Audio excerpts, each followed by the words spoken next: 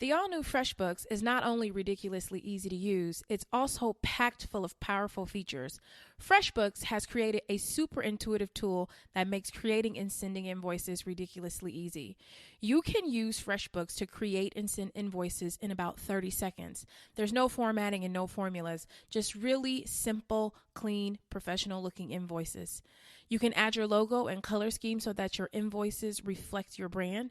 When you email a client an invoice, FreshBooks can show you whether they've seen it, which puts an end to the guessing games.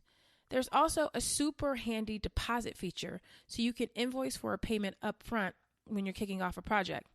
If waiting for client checks in the mail is slowing down your cash flow, with literally 2 clicks, you can set yourself up to receive payments online. Oh, and your clients will love paying by credit card straight from their invoice.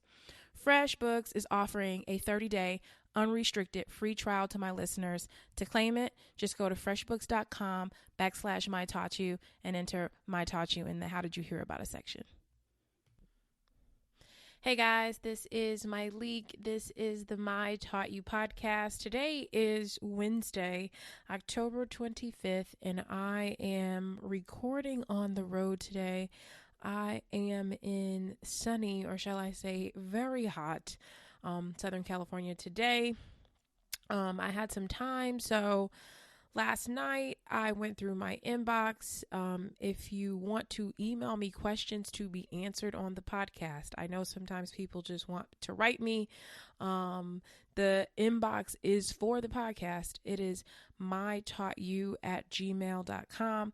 So I went through some of the questions that I have. I have a lot, so please don't if you've emailed me and I haven't responded. Sometimes I am looking for groupings of questions that go together. So you can always do that. mytaughtyou@gmail.com. I have 3 questions today that I think that you'll be into.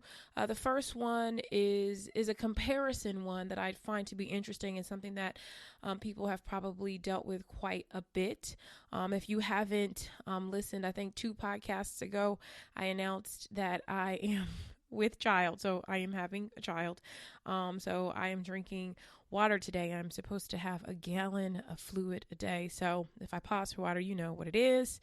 But without further ado, let's get into this. Okay, she says, "Hi, my leak. My friends and I motivate and uplift each other. We're constantly talking about our goals. Most times I move in silence and don't announce my every move and accomplishments.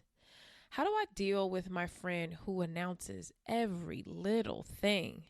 She tells me that she was able to save this much, or she paid this much on her credit card or student loan, and even that she bought this or that. My texts have become generic. Congratulations. Oh, that's great. Nice. I'm happy for her. I am. Should I just continue with my generic and one-word responses? I have one more question. I'm constantly trying not to compare myself to my friends who are very successful businesswomen. As you can see, they run to me to express their happiness regarding accomplishments, but also for advice. I didn't come from much and definitely had to pay for my education, and my experiences are way different than theirs. I have a friend who has had her family support with everything that she does. She lives at home and doesn't pay rent. Her mom still does her laundry. She's also looking for her dream job. Recently, she got an offer and asked me to edit her proposal for a raise in the salary. She was asking for more than $60,000. I make below $60,000 and couldn't help but think, wow, here come the comparisons. What do I do in this situation? I edited her letter. She didn't get the raise, but instead got a $5,000 sign-on bonus. I was so happy for her. I'm going at my own pace in terms of my career. At this point, if I didn't have friends who didn't let me know their every move, maybe I'd be good and completely focused on myself. My friends don't know how they make me feel, and I don't want to tell them and make them feel like they can't tell me anything. What should I do? I feel like I'm contradicting myself. I don't want to know everything, but I still want to be that friend they feel they can talk to and tell things to, but not everything. Please advise. Okay. So I just want to start off by saying that how you feel is absolutely normal, and I totally get it. I've had moments when I've looked at my peers and just been like, sheesh, or wow, they're out here hanging with Barack and Michelle Obama. I remember, over the term that we had Michelle and Barack, and oh, how we missed them. I would see various friends constantly at the White House, and I was just like, are Michelle and Barack just never going to call me? And they never did. I couldn't even believe. I actually applied to go to, I think it was the very last sort of South by South lawn thing that they did, and I didn't get to go. I see friends and peers going to Oprah's house or at events that she does, and you're just like, wow, these people are on TV or they're on stage. And every now and then a twinge of jealousy hits my doorstep. I think, why wasn't I picked? Why haven't I been recognized in that way? And then very quickly, and I'm very serious about this, very quickly I remind myself that my path is my path and my time is my time. I've been on both sides of the fence for a long time. I dealt with people implying or even flat out saying that they felt they deserved to be more successful than me. That would really hurt my feelings at times. And so, of course, I would talk to my therapist about it. And I'll never forget the day my therapist told me that envy and jealousy are normal and healthy emotions. I was just sitting there like, what? I couldn't believe it. And we went on to discuss my personal topic. But to give you some context for this podcast, I'll refer to some clips from a Psychology Today article titled "Envy Can Be Good for You." So it says, both jealousy and envy are natural emotions. Small amounts of jealousy can actually inspire attentive actions. Envy can motivate action. Both emotions come from primal instincts that serve to protect ourselves, our family, and our possessions. According to David Straker, author of Changing Minds, jealousy is about loss. When you perceive someone has taken something that you are emotionally attached to or is threatening to do this, you react by feeling hurt and angry. If the person is a friend, the sense of betrayal adds fuel to your wrath. Envy, on the other hand, is about coveting something you don't have. The person you envy has what you want. The more unfair you think the situation is, the more you will find ways to demean the person you envy. Then, instead of working to achieve more, you justify the reasons for staying in an inferior situation. So, let's get back to the question. I went back through your question, and sometimes when people write me these questions, I bold things that stick out to me. I underline things that I want to circle back to, and then I make red what I think the heart of the question is. So I'm going to back it up. And I always crack up when people say they quote unquote move in silence. It's like I get it, but I don't, because most times it's a cover up for the fact that there isn't much movement going on. Many times our moves end up speaking for themselves. And to give you an example, I'm featured in Essence magazine this month as a founder to watch. I haven't been able to find it, but I just have seen people tagging me in it. That happened without me having to say anything, or the first time I've ever shared this information is right here on this podcast. And so my actions will make the noise for me. I also don't mind sharing my accomplishments for no other reason than I think it is important for young girls that look like me and grew up like me to know that with hard work, they too can do and have all of this. Now, that is something, when you said that, it concerned me, because a lot of people are like, I'm moving in silence. And it's like, yeah, it's easy to move in silence when there's nothing to show. And if you don't have anything to show, that's okay. But what we don't want to do is get upset with other people because maybe they do have some things to show. And remember when I said, my time is my time. Maybe it's not your time. You are in the sowing stage of life versus the reaping stage, and that's okay too.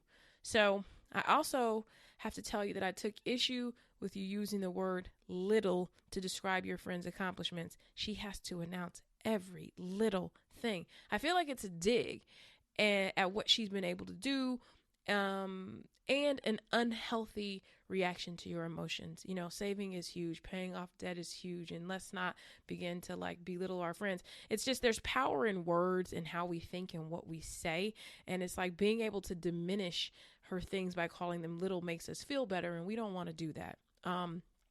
I also raised a brow when you said they run to you to express their accomplishments or ask for advice. It feels like an exaggeration. Maybe it is, maybe it's not, but I just picked that up as a little reaction that was coming through, a little negative reaction, you know, like, oh, you know, they always run into me, want to tell me everything. And maybe that's not it. It's just like they value you, they care about you, they want to share with you, versus them running to you. But let's get down to what I believe to be the anchor, like what is really holding this whole letter together.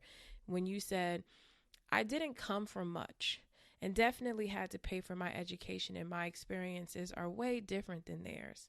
That's not their fault. This is simply the hand that you were dealt, right?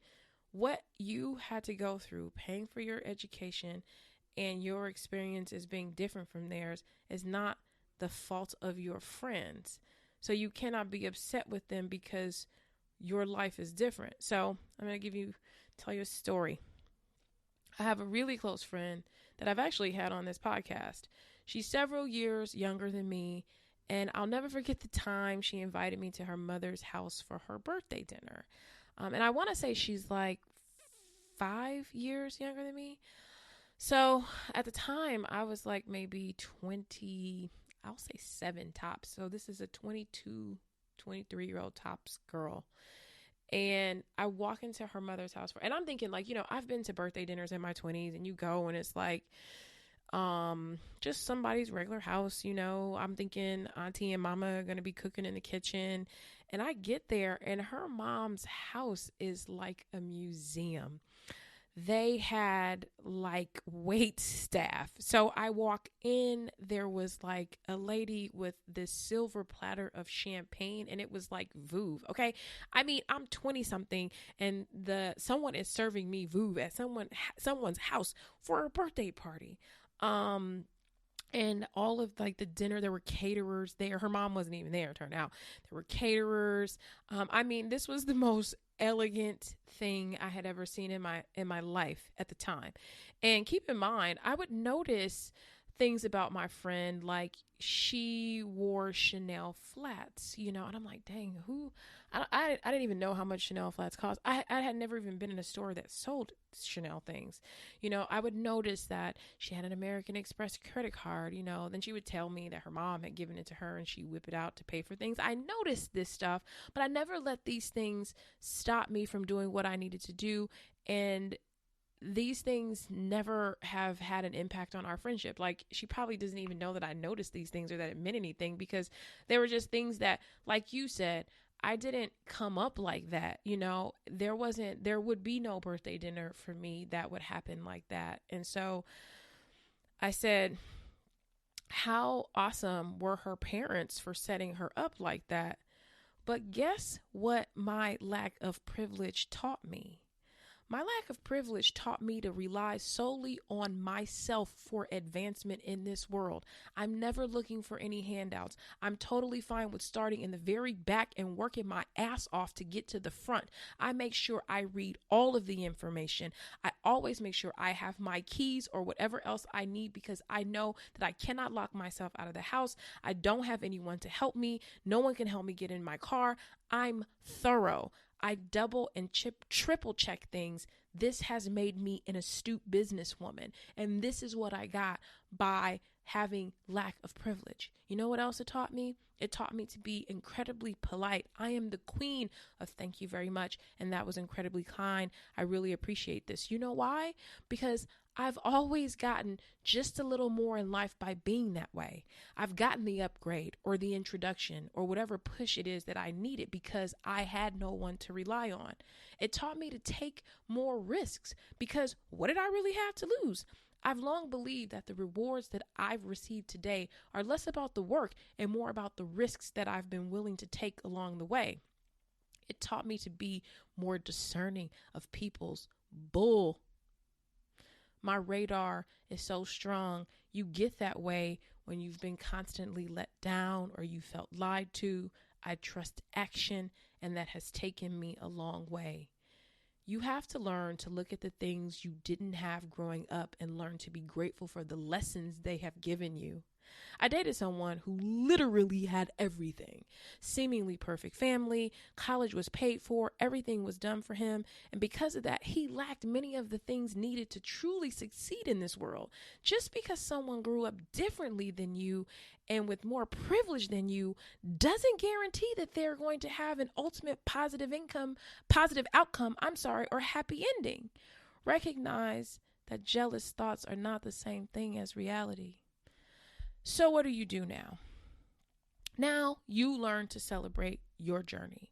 Instead of moving in silence, get things done. And if you want to say all of every little thing that you've done, you've got to learn to feel comfortable with that and stop making it seem like these things are small, because I'm sure you're doing some big things, your friends are doing big things, and it's okay to celebrate ourselves and our friends. If you want to make more money in 2018, start setting yourself up to make that a reality. Have a talk with your boss, research the field and see what's needed to advance. Get a mentor. Instead of looking at what your friends are doing, focus on what you need to be doing. Manage your feelings of jealousy. You can't control the feeling, but you can control how you deal with it. When you feel it coming on, dive directly into it. Ask yourself, why do I feel this way? Channel that energy into something for you. Do something for yourself to advance when you're feeling behind. Think about what you can learn from your friends' successes, right? Should you now negotiate your salary like your friend just taught you to?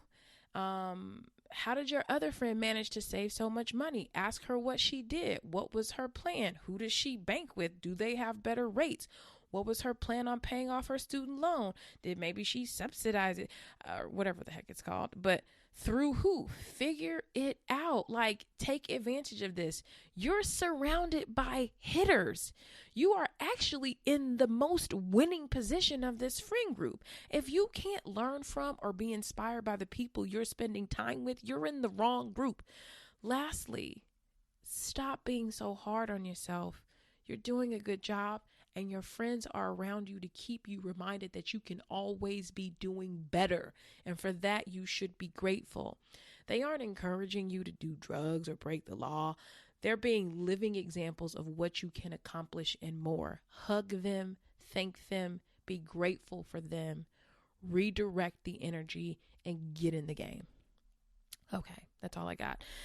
If you have any comments on that one, please don't hesitate to Instagram me, tweet me. I'm at myleak everywhere. And I have the Facebook group, facebook.com/mytaughtyou. Okay, next question. I just listened to your podcast with Kalana Barfield. If you guys haven't listened to that one, I would encourage you to get up on it. It is really good. During the podcast, you both mentioned that you prefer connections to happen organically. I am a recent law school graduate and enjoy networking events. When I attend events and meet people who tell me to keep in touch, I get very nervous composing follow-up emails. I'm always worried that I will sound too comfortable or too formal. Do you have any advice on how to word a follow-up email or how to reach out to someone working in my field that I admire but haven't met in person? I just noticed that part of the question. I should answer that too. Thank you for taking the time to answer my question. So if someone says keep in touch, they're inviting you to call or email them. Since you're doing what I'm guessing is professional networking, you always want to stay professional. Stay away from the hey girls and address them by their first name unless they are truly an elder. Let them know that it was great meeting or speaking with them, and you always want to refresh their memory on the event. So it always cracks me up when people are like, hey Malik, it was so good meeting you last week. It's like, do you know how many things I did last week? Where did I meet you? Kind of like give a refresher of what we discussed. It was so great last week meeting you at the such and such event. I'll never forget our conversation about ... Invite them to meet you at a future event that maybe you think they could benefit from. So if you're going to something next week that maybe you think they'd like, you can just say, hey, I'm not sure if you knew about the such and such event, but I'll be there and I'd love it if you'd like to attend. I have an extra ticket. I can get your name on the list, something like that. If you don't have anything coming up, suggest meeting for lunch or coffee in the coming weeks. Something that I do and that you could always be doing is start working on cool, like a list of cool places to invite people to, right? So if you keep up with the paper, if you keep up with like things, if you see a new coffee shop opening, pop inside, have a tea or two so that you can say, hey, I'm not sure if you noticed the new coffee shop that opened up on 7th and such, but they've got a really great matcha tea. I've never had matcha, but everybody loves it. I don't even know if it's a tea, but you get what I'm saying. There's this new cool nitro coffee shop on XYZ Street. Would you like to meet there during the week of the 21st? You want to try not to be too loose on things like hope to see you again soon. Because that gives people the ultimate out. They're never going to like follow up with you or keep in touch with you because it's not that serious. You want something from them. They may not necessarily want something from you. So you want to make plans or try to. Now, to go back to the part of your question that I missed when I read it last night, you were asking about how to reach out to someone in your field that you admire but haven't met in person. So I don't know. Like, I feel like that one is a tricky one because you could always try a cold email, right? Like you could just reach out via email, but I really don't like to get to know people like that. I really don't. So if there's somebody that I want to get to know, I try to attend things that I think that they're going to be at so that I get a chance to bump into them at least one or two or maybe even three times because I don't like coming off like Queen Thirsty.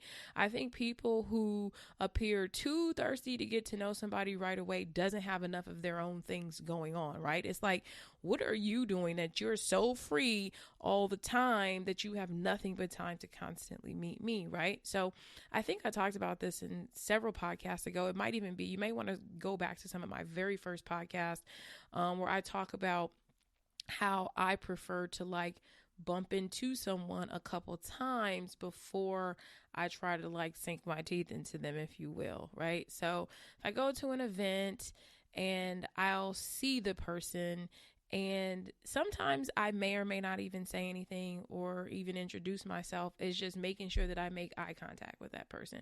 Sometimes to kind of sort of like disarm people, they need to see you in like rooms or settings that they're comfortable with. So it's like, okay, this person has seen me one time. The second time that I see them, I may say, oh, hey there. I remembered you at the last event. My name's Myleek. I'm a super huge fan of your work. And then I may leave it right there. And typically by the third time, they have remembered me. And now there's a little bit like there's some warmth in the connection and maybe we can talk about trading information. And so I think sometimes you have to realize that just because you want to connect with someone doesn't mean that they're going to want to connect with you. And it's okay to take some time to gauge that interest because connecting with someone who has no interest with you and is never going to get back to you and isn't going to advance anything about you, it's a waste of everybody's time, yours specifically. So I think sometimes we have this list of people in our head that we feel like we want to know, and knowing them may not have any value to us at all. So I think that try to warm up your contacts as much as possible. Something else that if I just can't get in a room with someone or I can't make this happen, I will find out someone that I have a really good relationship with that knows that person. And so that's essentially how Carlene, who's been on the podcast, how she got in touch with me. She knew one of my really good friends. And so my really good friend reached out to me and was like, hey, Carlene's going to be in town. She wanted me to connect. Would you mind? And so she came through a highly trusted source, right? And so you have to, try to connect with somebody through like their very close friend. And if not, it's just like, it's okay if you don't know everybody. You don't need to know everybody to get ahead. And I think that that's what people don't understand is that, being in the presence of someone great or even being friends with someone great or even knowing someone great is not going to make you great. So you got to stay focused on you getting ahead. Like networking is it's one of the many ways to get ahead, but most of the work is going to be done by you. So networking is, let's just say, 10 to 20% of it. The rest of the work is on you. Like, these people are not going to boost you, especially if you're not ready, so you just want to make sure that you're ready and you have something to offer these connections as well. So the final one was a tricky one for me, but I said, you know what, I'll try to answer it. I had someone write me saying, Myleik, I just found out I failed the bar exam by 1 point and I am devastated. The state I took the exam in does not allow appeals, but I can pay an additional $50 and request my Scantron be graded by hand, which I plan to do. Right now, 4 hours after receiving this terrible news, I feel as though all of my hard work, 10 weeks of intense studying, and time has gone down the drain. Financially, things are a mess. The study materials cost $2,500. The exam was $600. Also, all of my things are in storage, and I live at home with my dad. In 2014, I quit my corporate job to enroll in law school. I planned a year ahead after taking the LSAT, and I performed okay. I was not a straight A student in law school, had pretty good interns, and studied hard for the bar exam. Now I'm 31 years old, living at home with my dad.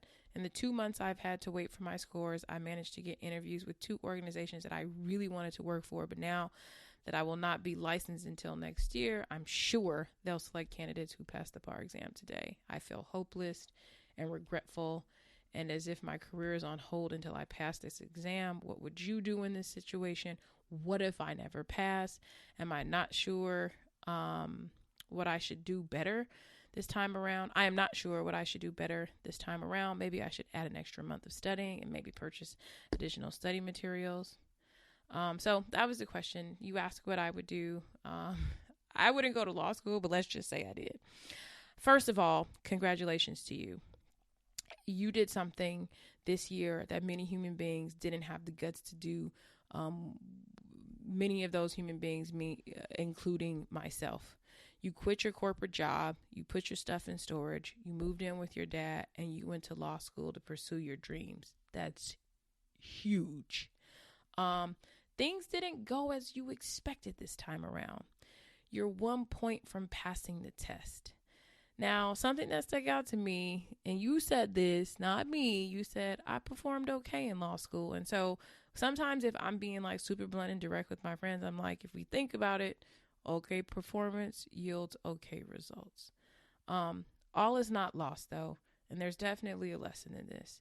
You can decide to take it again, or as my dad would always say when I would come to him in situations like this, you can decide to get creative. So when you sent me your question, I was like, the first thing that I always like to do is like, let me see how many famous people or people who have become successful failed the bar. And as I started doing my research, I realized that like failing the bar is almost like a rite of passage. So many people fail the bar. So Hillary Clinton failed the DC bar exam, but she passed the Arkansas one. Michelle Obama failed the bar exam on her first attempt. I'm from California, so Mayor Antonio Villaraigosa, he failed the California bar exam 4 times before finally calling it quits. And so I always like to see that, because I think sometimes when we are in the midst of failure, we feel like so isolated and so alone. But I always say that there's really no hero story without there's some hurdle you've got to get over. There's some testimony you have to tell. It's like your story. It would have been awesome if you could have just been like, I put myself in storage. I moved with my dad. I went to law school, passed the bar, became a lawyer. But that's not your hero story. Your story is going to be a little bit more detailed, and it's going to be something that you're going to be able to share with somebody like you. So, I said, you can find out what you need to do better the next time, which you said, figure out who you can talk to. Did you go to school with anyone who actually passed it? Maybe you can have some coffee meetings with people who you went to school with who passed it to see maybe what they did. I mean, it's 1 point. I mean, I feel like that's just such a simple tweak that we're talking about. It's not like you totally bombed it. It's almost like, I always feel like 1 point is potentially just like a glitch. Also wanting you to keep in mind that the bar exam is not a measure of intelligence, right?